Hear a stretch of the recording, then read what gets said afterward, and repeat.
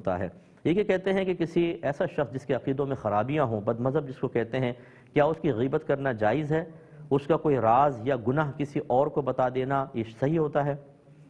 دیکھیں، پہلی بات تو یہ کہ میں عوام سے گزارش کرتا ہوں کہ خدا را آپ کسی کے بارے میں خوش مذہب یا بد مذہب ہونے کا فیصلہ نہ کریں، یہ بہتر ہے۔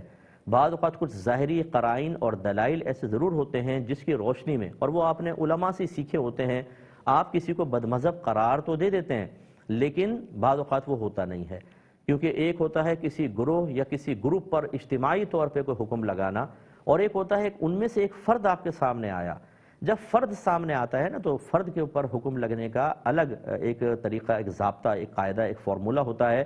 آپ کو اس کے پرٹیکولر عقائد پتہ ہوں تب آپ اس کو کہہ سکتے ہیں بد مذہب۔ صرف کسی کے صحبت میں رہنے سے کوئی بد مذہب نہیں ہو جاتا۔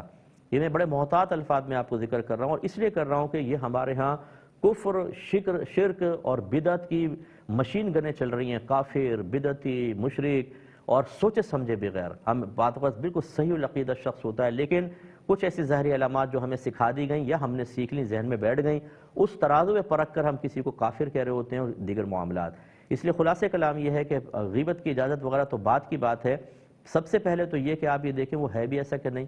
پھر بد مذہبیت ہر ایک حد کفر تک کوئی ضروری نہیں ہے، بعض وقت گمراہی تک ہوتی ہے، اس میں انسان مسلمان رہتا ہے، کوئی دائرہ اسلام سے خارج نہیں ہو جاتا، اس لیے خطرناک ہے۔ بہرحال فرض کر لیں ایک شخص نے اللہ تبارک و تعالیٰ کی شان میں سرعام اعلانیہ گستاخی کی ہے اور سب اس کو جانتے ہیں، ہاں یہ بد مذہب ہو گیا۔